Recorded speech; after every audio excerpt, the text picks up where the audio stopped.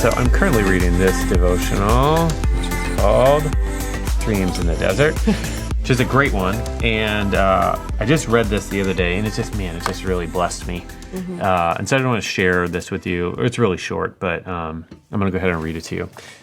And so it starts out with Malachi 3:3. It says, he will sit as a refiner and a purifier of silver. Okay? Mm-hmm.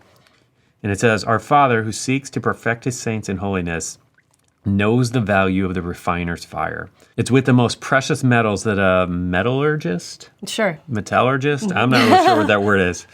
That whatever that is will take the greatest care. He subjects the metal to a hot fire, for only the refiner's fire will melt the metal, release the dross, and allow the remaining pure metal to take a new and perfect shape in the mold. A good refiner never leaves the crucible, but as the above verse indicates, will sit down by it so that the fire will not become even 1 degree too hot and possibly harm the metal. Wow. And as soon as he skims the last bit of dross from the surface and sees his face reflected in the pure metal, he extinguishes the fire. Wow. Man, like how good is that? And I think about, the last few years we've just gone through, I don't know, some pretty significant challenges. Yeah. And things that we felt like this is the end. I mean, not to be too dramatic, but honestly, like there's been some stuff where it's like I don't know how much longer I can take this. It feels like, but that temperature analogy of it being as hot as it needs to be, but not 1 degree too hot. Where like looking back on some of those things, it's like, man, I felt like we reached as far as we could possibly go, but yet out of that. And I know this. We both know this. We can see this in our hearts. Yeah. That God did something in our hearts that we are different people than we were before. Yeah. And we are, just in a better position in our walk with God. Like we're just more pure. Like we're just, like this just is, it's such a great analogy or metaphor, whatever it is. Yeah. I remember a few years ago, one of our pastors gave a message about the awe and wonder of God that you can only find in suffering.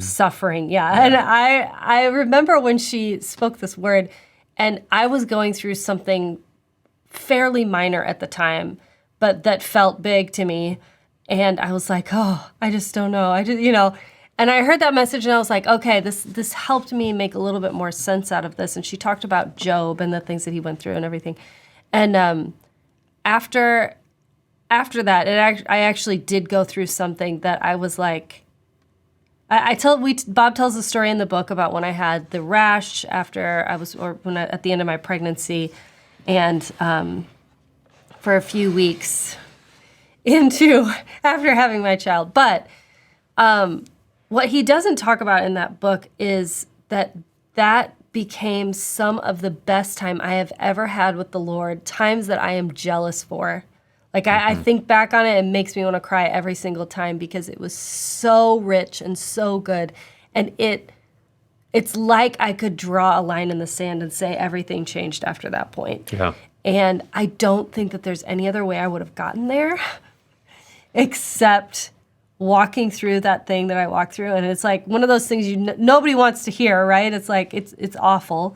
But at the same time, when I think back on it, I'm like, that was part of my story, and that has caused me to be who I am in the Lord, not just who I am, but who I am in Him. That this makes a lot of sense to me. And it feels like, that's what happened. Like I didn't know how much longer I could go on. And when I talked to my doctor about it, I was like, how bad was that? Like walking at the end of it, I was like, so how bad was that? And she was like, she's not a panicky person, but she was like, that was really bad. And I was like, when I think about it, I think maybe what should have happened is that I would have gone to like a mental hospital because I wasn't sleeping and there were a lot of different things going on. And she was like, yeah. Like she confirmed to me, and I'm like, somehow through the grace of God, I was able to walk through that, not go crazy, and also come out of it saying, I wish I could have that time back. Yeah. I mean, that's pretty astounding to me. Yeah. But that's what that reminds me of, is just this beautifying process. Well, yeah, I mean, and this is a tangent, but stuff like that, it just makes me wonder how you walk through challenges in life without Jesus. Oh gosh. Because there's purpose in the Well- pain, and there, in like your situation, like what you're talking about, it's like one of the most challenging things in your life that's ever happened, and you wouldn't trade it. I wouldn't. You know what I mean? Like, And I'm so glad it's over also. yeah, and I think that's perfectly reasonable and Right. acceptable, Yeah. But I think what is important to note here, though, is that we can walk through this with the Lord, or as Christians, we can just walk through it Yeah. and not do it with the Lord. And it's so Well, much yeah, more and difficult. I think we've both probably done that too. And I we've have seen, definitely done that. And we've seen the difference. That's why I'm And- speaking from experience here, unfortunately. But it's true. Like I've watched, and I remember watching other people walk through really tough stuff with the Lord, and just being like, "How are they doing that?" And until I had this experience, honestly, I didn't know what that looked like personally. So, okay, so let's get like really practical here. Because, I mean, the whole point of this episode is for people who are in that spot Yeah. or, going through some sort of challenge Yeah. where it's like, this is terrible and I hate it. And like, and our goal is to help you see that there's something here to get. Yes. But practically speaking, like from your experience, the times when you didn't do that and the time that you did successfully and you had this really positive experience through tremendous challenge, what did you do different?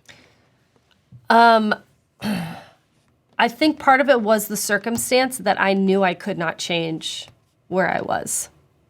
Does that make sense?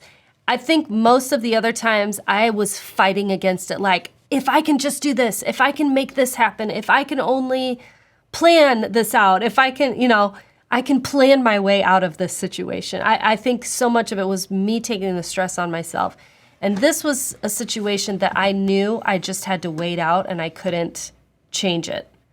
You just had to accept it. I had to accept it because there was no changing it. Okay, So that was a difference in the circumstances, right? okay, so in that situation, But in that situation, what it was is I was very, very isolated in that time. I was awake most of the night and everyone else was sleeping. And Bob turns our internet off every night. And so I didn't have the escape of going to watch TV all night long. Or, we don't have cable. I don't know if anybody does anymore. But, I didn't have that escape of I'll just watch TV all night. And honestly, I was quite uncomfortable sitting and laying down most of the time. So I would walk around and I would just play worship music and I would pray. Because I was like, I don't know what else to do at this time. And I'm so uncomfortable. But there's something about it that I was opening myself up to. God, you're all I have. You are all I have. I was so desperate. yeah. And it because I was in such a desperate position, I had nowhere else to turn. Nothing else was helping me. The takeaway that I'm getting from this, though, I mean, the fact that you couldn't watch TV, the fact that you couldn't scroll Instagram, like that was probably a saving grace. It was. It honestly was. and It so was the only thing that The saved me. takeaway, and again, I know this isn't easy, but like eliminate those things out of your life.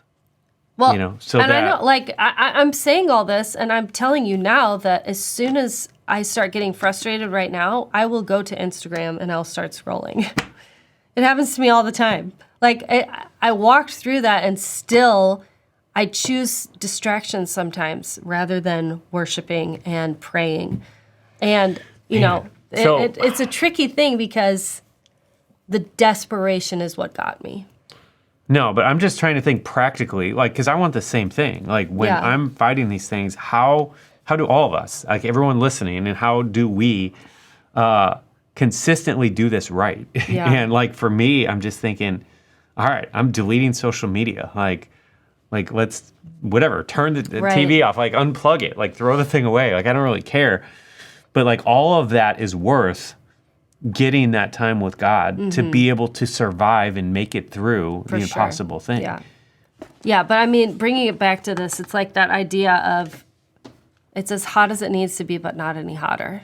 Yeah. I think if it would have gone any hotter. And also, what's there is that the metallurgist or whatever we're calling it. Whatever it's called. The person working on it, right? So this is a representation of God, is that he never leaves. Yep. He's right he sits there. That's what it says in Malachi 3. Oh, he will that's sit so good. as a refiner and purifier of silver. I just think that's such a beautiful picture. He's of who there God with is. us. He's there with us. And it's at a time when you think that he's not. Yeah. And he's actually like, I'm here. And he's doing something through all the heat, all the pain, all the challenge. Like he's doing something that's so significant, so important. Yeah.